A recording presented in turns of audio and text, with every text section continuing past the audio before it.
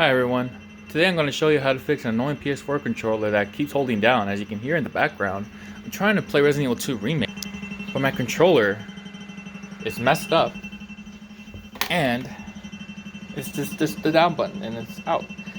So today I'm going to show you a foolproof way how to fix it for free. Alright,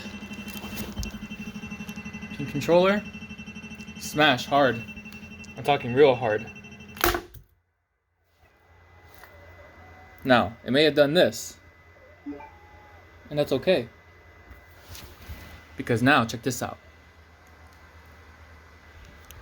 Alright. Woo! Uh-oh, I have control. Heck yeah. All it did was take a big hit. And that's how you fix a pink controller that will not stop holding down. It looks a little messed up, but that's just me.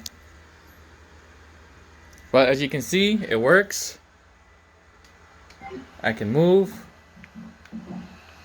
I can press triangle, circle, PlayStation button. It all works. Thumbs up.